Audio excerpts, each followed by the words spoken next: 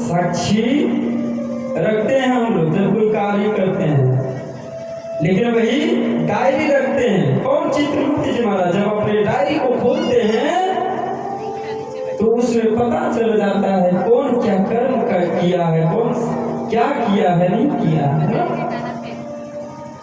भैया हम लोग जब कोई कार्य करते हैं ना, कोई कर्म जब भी करते हैं तो हम लोग साक्षी रखते हैं ना। इस कलिकाल में ऐसा हो गया है कि बिना साक्षी का कुछ होता ही नहीं। साक्षी यानी गवाह, बिना गवाह का कुछ नहीं होता है।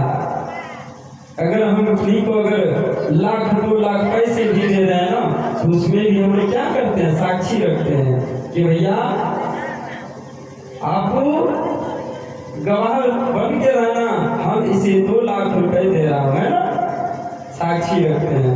उसी तरह कर्म जब हम लोग करते हैं ना तो साक्षी रखते हैं। साक्षी, बिना साक्षी का कोई कार्य नहीं होता।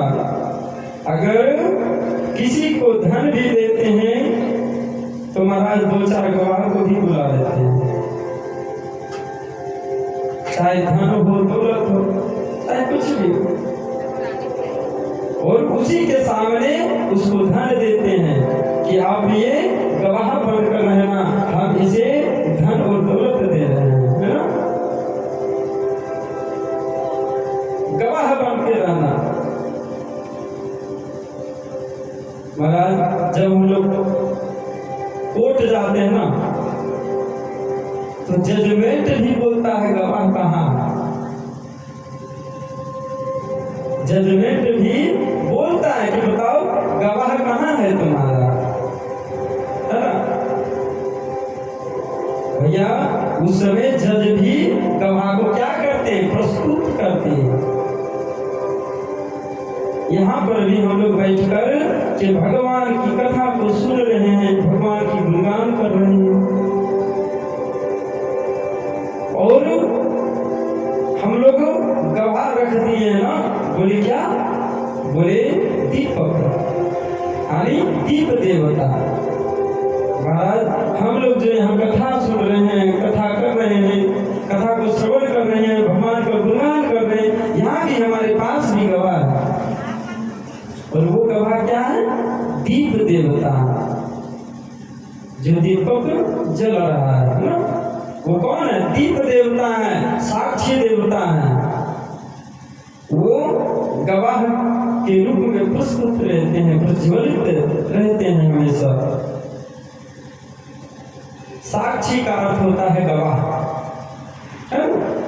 क्योंकि जब हम लोग इस धरातल काम को छोड़ करके जब भगवान के यहाँ जाएंगे ना, तो भगवान भी पूछेंगे, अच्छा बताओ आप जीवन में क्या कर्म करके आए हो।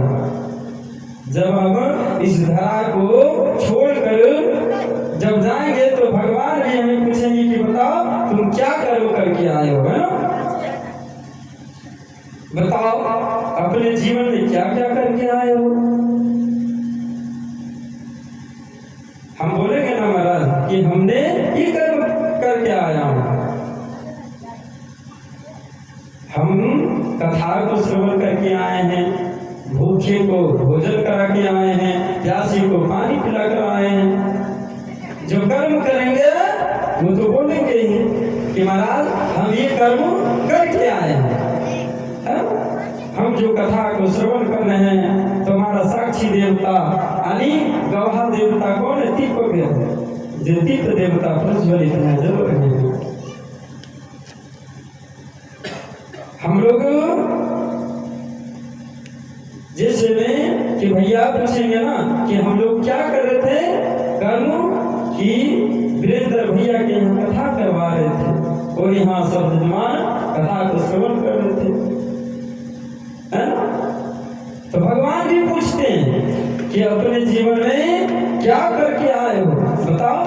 तो आप बोलेंगे ना कि हम कथा को श्रवण करके आ रहे हैं, कथा को अपने जीवन में ये कर्म किए हैं। तो बोले दीप देवताई दीप देवताय। बोले यही दीप देवता उस समय गवाह के रूप में उपस्थित होंगे महाराज। वहां जब पूछेंगे ना तो यही दीप देवता जो है वहां गवाह के रूप में उपस्थित रहेंगे। और वहां गवाह के रूप में उपस्थित होने वाले कोई नहीं है।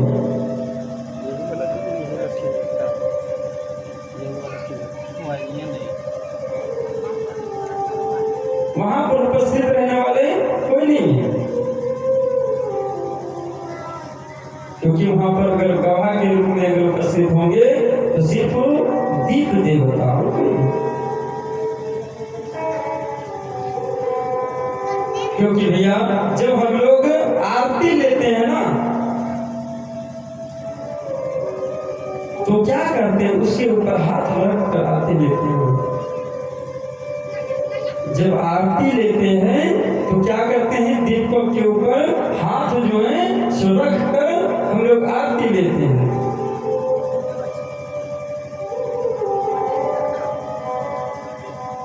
और साक्षी मानते हैं उनको। दीपक के ऊपर हाथ रखकर साक्षी मानते हैं और कसम खाते हैं कि हे दीप देवता, जब भी आपका जरूरत मुझे पड़े तो आप गवाह के रूप में उपस्थित हो जाना। जब जब आपकी जरूरत पड़े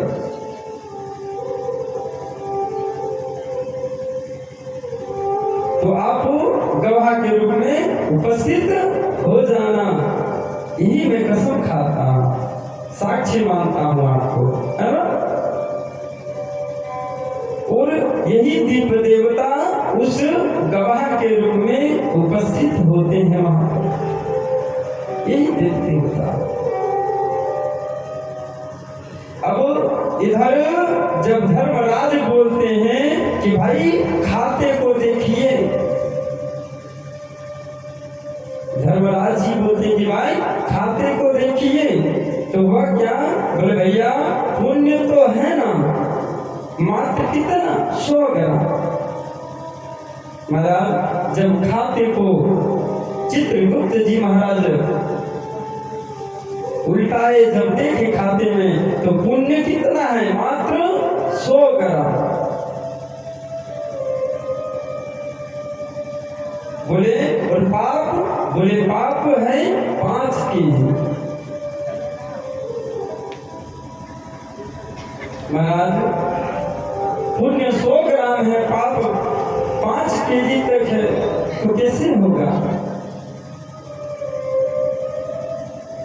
बोले पाप का पलड़ा जो है भारी है, तो किन्हीं का बोले पुण्य जो है ज्यादा होता है। महाराज ध्यान देंगे, किन्हीं किन्हीं का पाप 100 ग्राम है तो पुण्य 5 केजी का है, और किन्हीं का अगर पुण्य 100 ग्राम का है तो पाप 5 केजी।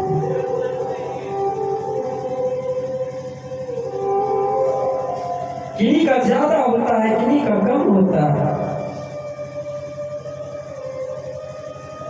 भगवान बोले कि जिनका पुण्य ज्यादा होता है उनको कहते हैं चलो कोई बात नहीं, एक मौका आपको हम और दे देते हैं। जिनका पुण्य जो है ना ज्यादा होता है ना, तो भगवान बोलते हैं चलो कोई बात नहीं, आपको एक मौका और दे देंगे। और मौका इसलिए देते हैं क्योंकि जो भी पुण्य बचा हो वो भी इकट्ठा कर लेना।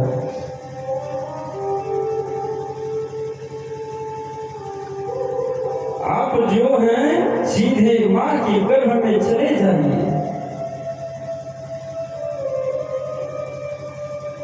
मानव के तन से चले जाइए, आपको एक मौका और दे रहे हैं। इस बार आप भूलिएगा मत, केवल हमें ही याद करते रहिएगा, केवल हमें ही याद, केवल मेरा ही गुणगान करते रहिएगा। आप इस बार भूल मत जाना। मैं इसलिए मौका दे रहा हूं आपको क्योंकि आप मुझे भूलना मत। केवल हमें ही याद करते रहिएगा, स्मरण करते रहिएगा, मेरा ही गुणगान करते रहिएगा। आपका बेड़ा पार हो जाएगा, आपका भविष्य बेड़ा पार हो जाएगा। बोले जब किन्हीं किन्हीं का पाप जब ज्यादा होता है तो बोले उनको क्या करते हैं, नरक में भेज देते हैं महाराज। किन्हीं का पाप जब ज्यादा होता है ना तो वो नरक में भेज देते हैं, और अगर किन्हीं का पुण्य अगर ज्यादा होता है तो उसे एक मौका और दे देते हैं कि जाओ माँ के गर्भ में चले जाओ, लेकिन याद रखना इस बार हमें भूलना मत। और किन्हीं का पाप ज्यादा होता है तो उन्हें क्या करते हैं, घोर नरक में भेज देते हैं। बोले जाओ, अरे जब तुम सभी नरकों में भोग करके जब तुम्हारा पाप जब खत्म हो जाएगा तब तुम्हारा पास केवल उन 3 पुण्य बचेगा। बोले वही पुण्य के प्रभाव से तुम फिर से मानव के तन में जन्म लोगे। वही 3 पुण्य।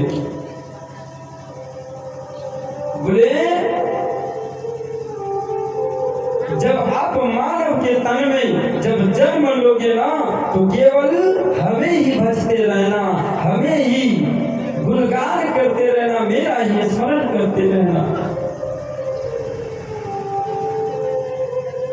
ईश्वर तुम्हें अपने चरणों में स्थान दे देंगे, लेकिन भूलना मत।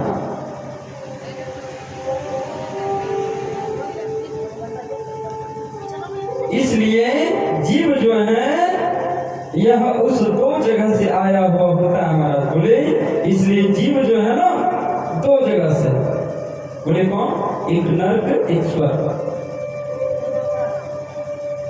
बोले एक नरक है और एक स्वर्ग है। आगे नरक गरुड़ जी हाथ जोड़ करके कहते हैं भगवान विष्णु कि हे प्रभु, हम यह कैसे कह सकते हैं कि कौन सा जीव कहां से आया हुआ है। अच्छा जरा ये बताइए हमें, किसी को आप ध्यान देंगे महाराज। बोले अगर किसी को आप अचानक से कह देंगे कि आप नरक से आए हैं तो क्या होगा, थोड़ा विचार कीजिए। अगर किन्हीं को आप बोल देंगे कि आप नरक से आए हैं तो क्या होगा महाराज। कलयुग महाभारत भी हो सकता है, ध्यान देंगे। आप हमें देखे, आप देखने गए थे वहां, हम नरक से आए या स्वर्ग से आए।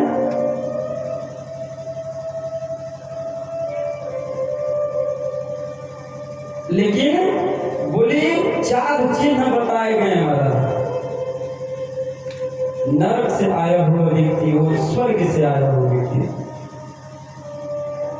किसी को हम अचानक बोल नहीं सकते कि आप नरक से आए हैं, स्वर्ग से आए हैं, है ना। बोले 4 चिन्ह बताए गए हैं स्वर्ग से आए हुए प्राणी का। स्वर्ग से आए हुए प्राणी का 4 चिन्ह बताए गए हैं। बोले क्या, श्री गरुड़ पुराण में 4 चिन्हों का वर्णन है महाराज। गरुड़ पुराण में 4 चिन्हों का वर्णन भी है। बोले कैसे, स्वर्ग से आए हुए प्राणी का पहचान। बोले महाराज इस प्रकार से, स्वर्ग से आए हुए व्यक्ति का, प्राणी का पहचान। बोले दान प्रसंगो मधुर जवानी, वही कैसे गुणगान प्रसंगो मधुर जवान। ध्यान दें, बड़ा सुंदर बोले हैं किस प्रकार दान प्रसंगो मधुर जवानी।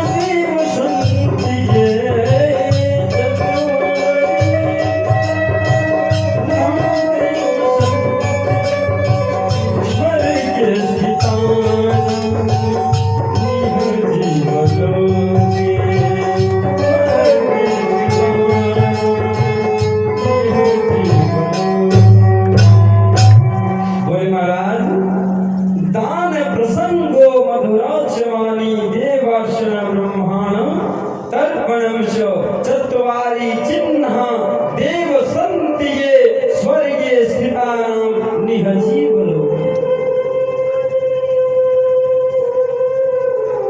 बोले चार चिन्ह जो है ना ये स्वर्ग से आए हुए प्राणी का पहचान है। बोले क्या क्या, बोले क्या क्या पहचान है थोड़ा बताएंगे। बोले दान प्रसंग, बोले दान के प्रसंग में बोले वो स्वर्ग प्रथम आगे रहना। बोले महाराज जो दान में आगे रहता है, जो दान में आगे रहता है, दान के प्रसंग में आगे रहता है, वो सर्वप्रथम जो आगे रहता है दान प्रसंग। मधुर जवानी, बोले मधुर वचन बोलने वाला, मीठा वचन बोलने वाला। यदि कहीं पर कोई कार्य नहीं बन रहा हो तो वो व्यक्ति वहां पर पहुंचकर अपने विवेक के माध्यम से, अपने मीठी वचनों से क्या करते हैं, काम को बना लेते हैं मीठे वचनों से। यानी बिगड़े बिगड़े काम को बना लेते हैं।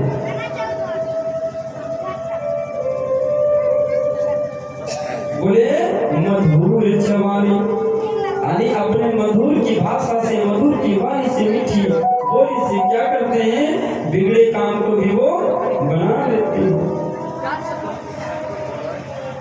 मधुर जवानी देवार्चन ब्रह्मणं तर्पणच।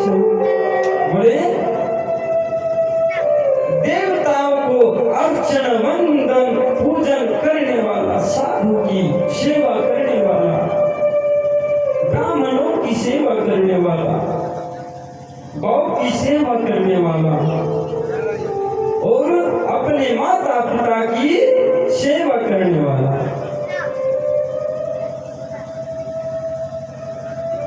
बोले गुरु जी यह सब जो लक्षण है जिसके अंदर, बोले वह स्वर्ग से आए हुए व्यक्ति का पहचान है।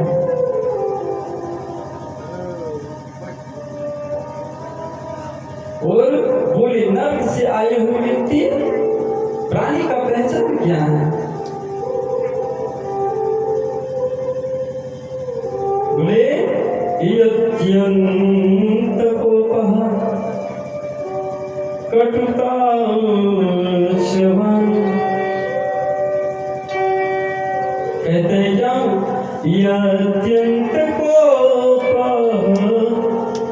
कटुता जवानी। ध्यान देंगे, बड़ा सुंदर बोलते हैं कि नर्क से आए हुए व्यक्ति का क्या पहचान है। बड़ा सुंदर कहते हैं क्या, यत्यंत कोप कटुत जवानी,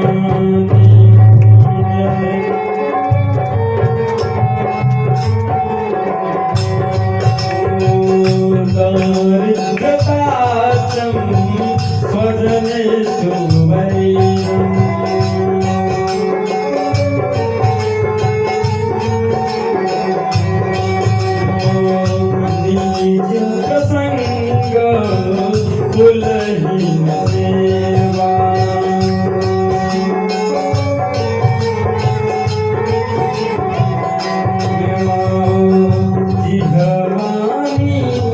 प्रसंग कुलहीन सेवा, जिहवानी देह नरक स्थितानां,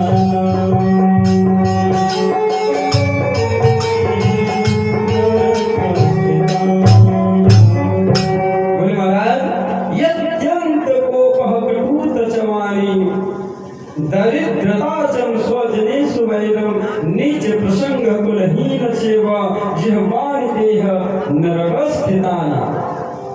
बोले नरक से आए हुए प्राणी का पहचान, बोले महाराज अत्यंत कोप, कोप का मतलब होता है क्रोध, कोप का मतलब होता है क्रोध।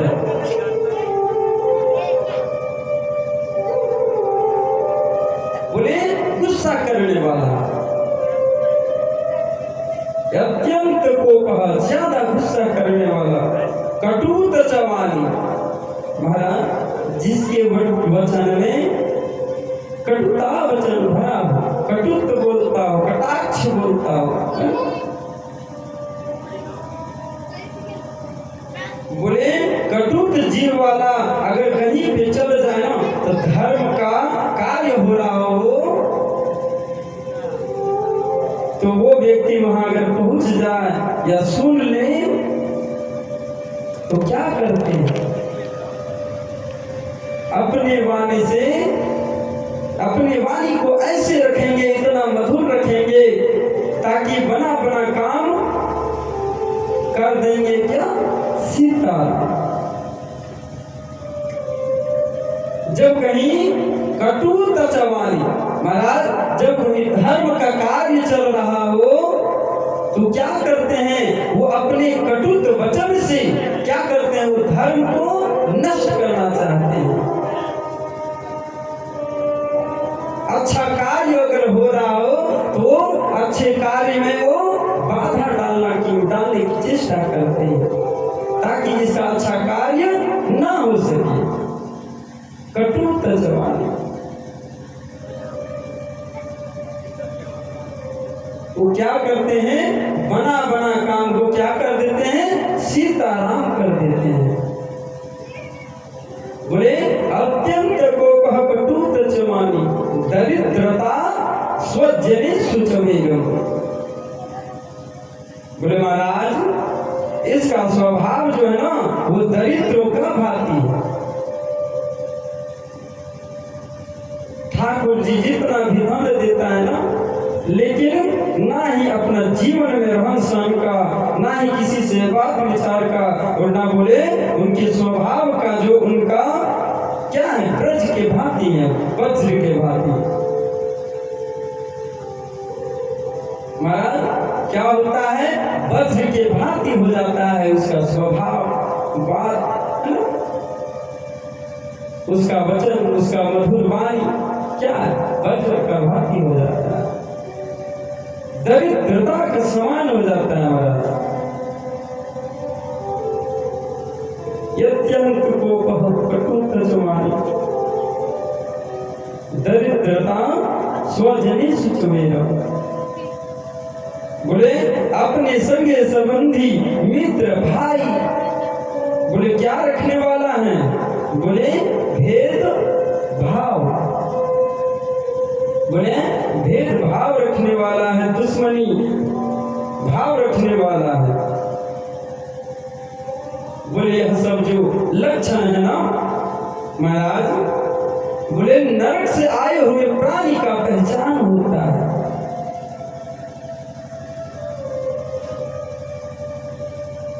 आप सब समझ गए होंगे कि कौन सा जीव कहां से आता है ना।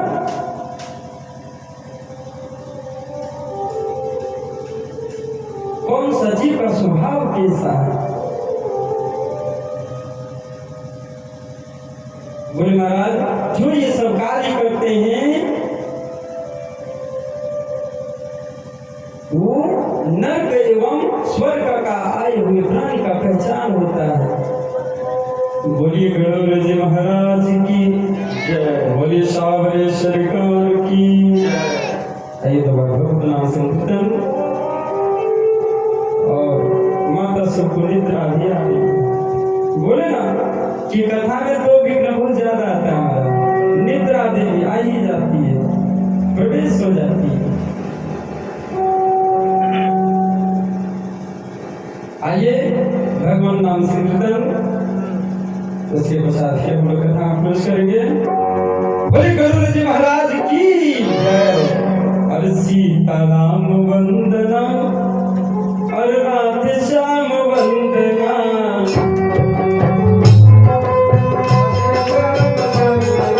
सीताराम वंदना, राधे श्याम वंदना,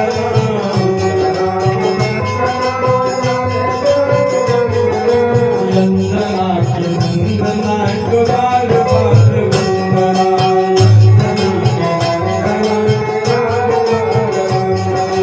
अंजनी के वंदना को बार बार वंदना।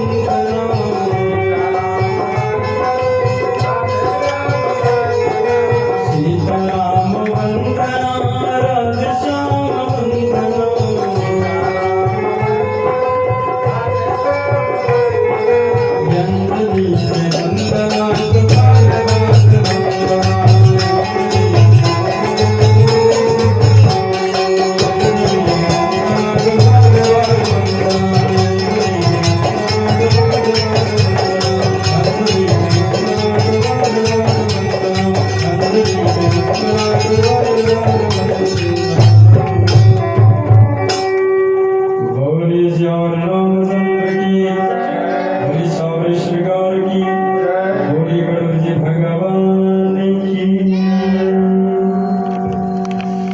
महाराज कहते हैं ना, इसलिए अगर कोई कर्म करना हो, अच्छे करना हो, तो अपने जीवन में सत्कर्म करना चाहिए, राम का नाम लेना चाहिए, क्योंकि इस कलिकाल में केवल नाम का ही, केवल नाम जैसे भविष्य से मेरा पाने का सिद्धांत का कोई। और महाराज, और इधर जैसे ही धर्मराज फिर से उस मृत लोक में उस जीव को भेजते हैं ना,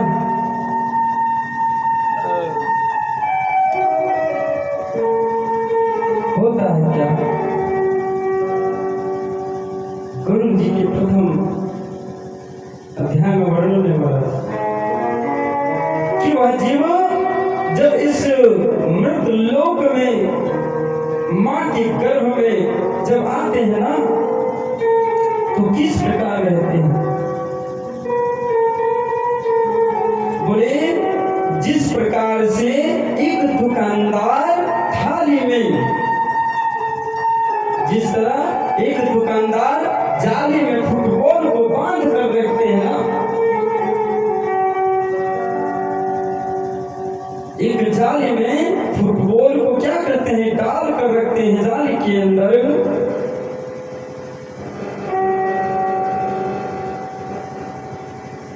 और दुकान पर लटका कर रखता है।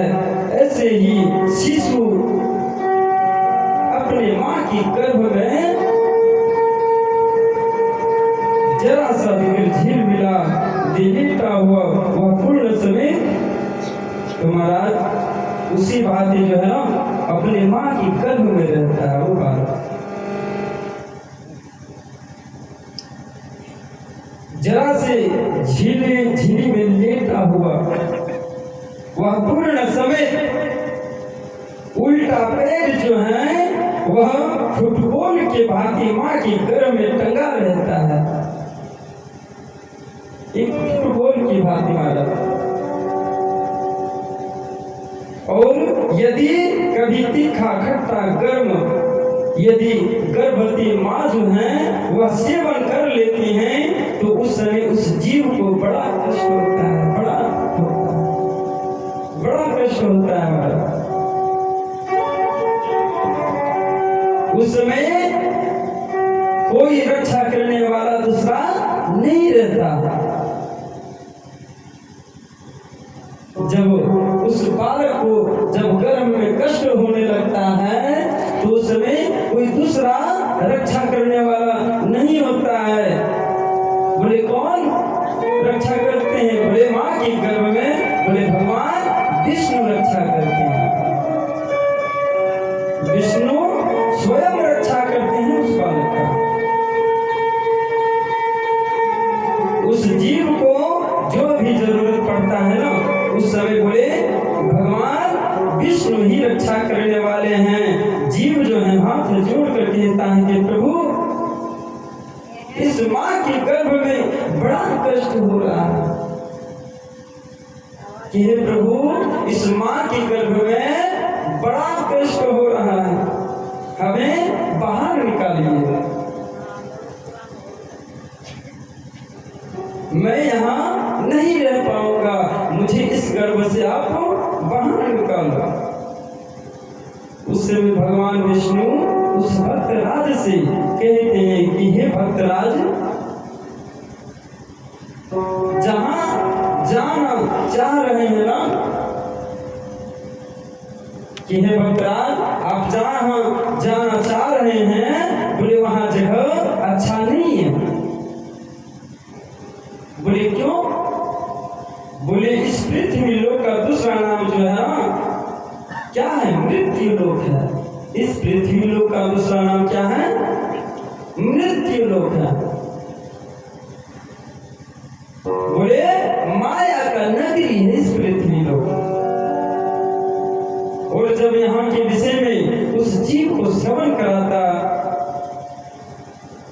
जब इस पृथ्वी लोक, इस माया लोक के जब उस जीव को जब श्रवण करा दिया जाता, तो फिर से वह जीव जो ना माँ की गर्भ से बाहर आना नहीं चाहता।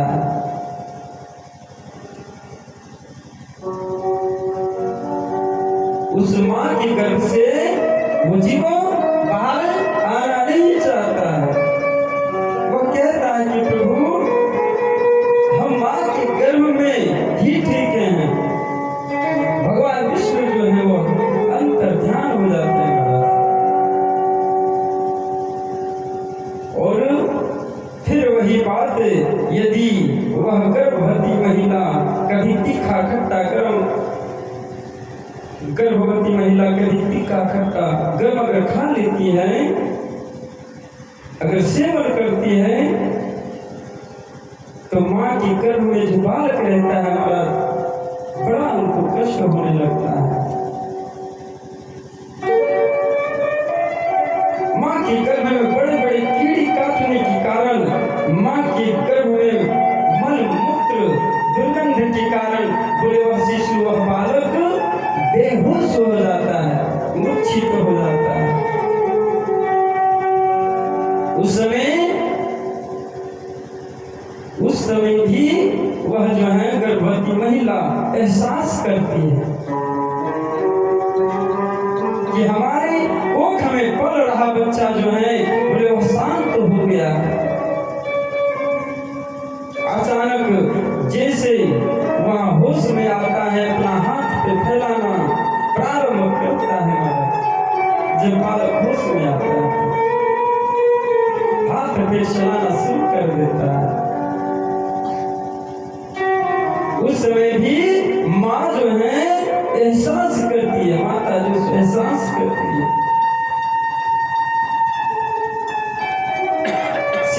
सिर हिला रहा, माथा हिला रहा, पैर हिला रहा, और वह जीव जो है भगवान विष्णु को याद करता है। भगवान विष्णु फिर से दर्शन देते हैं, और भगवान विष्णु जब दर्शन देते हैं ना, उस जीव को, उस शिशु को, तो वह बालक के गर्भ में जो है वह हाथ जोड़ कर कहता है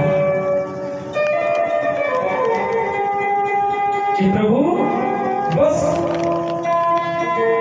केवल आप एक मौका मुझे आप अवश्य दें, केवल एक मौका। बोले इस बार हम आपको भूलने वाले नहीं हैं, इस बार हम आपको भूलने वाले नहीं। और इधर से जाने के बाद बोले केवल आपका ही भजन, पूजा पाठ, आपका ही गुणगान करेंगे। भगवान कहते हैं अच्छा चलो, तुम्हें एक मौका हम और दिए, तुम्हें एक मौका हम और दिए। पर होता क्या है महाराज, जब समय पूर्ण होने पर प्रस्तुति की वायु वेग से जैसे ही उस शिशु का इस धरातल धाम में जन्म होता है ना, जैसे ही उस बालक का जन्म होता है महाराज,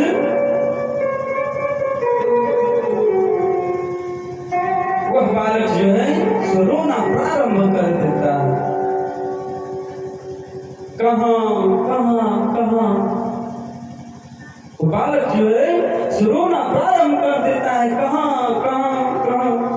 भगवान कहते हैं अच्छा हे जीव, अरे जैसे ही तुम्हारा जन्म हुआ इस मृत लोक में, इस माया के नगरी में, वैसे ही तुम तुरंत भूल गया, क्योंकि सबके जो है भाव लगाते हैं। वह बच्चा बार बार रोकर कहता है कहाँ भेज दिए, कहाँ कि प्रभु कहाँ भेज दिए, कहाँ आपका भजन पूजन हो पाएगा, कहाँ आपका गुणगान हो पाएगा, कहाँ हमने आपसे कोई वादा किया था। बालक कहता है कि प्रभु कि कहाँ भेज दिए, कहाँ आपका पूजन गुणगान हो पाएगा, कहाँ आपको हम वादा किए,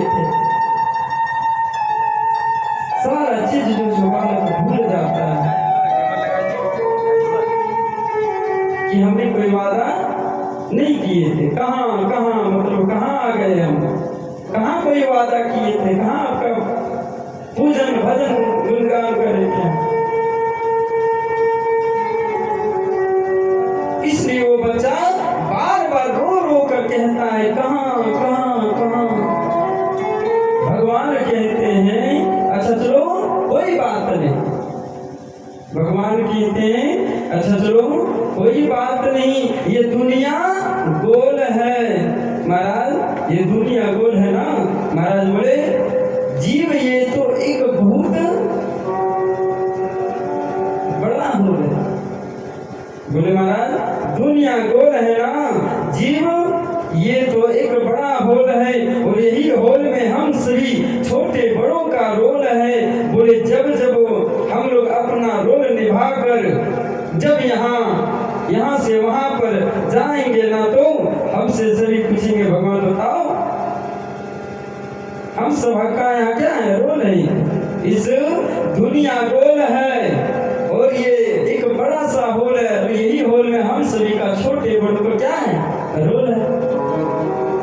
और जब रोल अपना अपना निभा कर चले जाएंगे तो भगवान पूछेंगे बताओ, अरे आपको कथा करने का रोल मिला था, आपको कथा सुनने का रोल मिला था, आपको ये कार्य करने का रोल मिला था है, आप अपने वाणी से कितने लोगों को कल्याण कर पाए, आपसे पूछेंगे महाराज।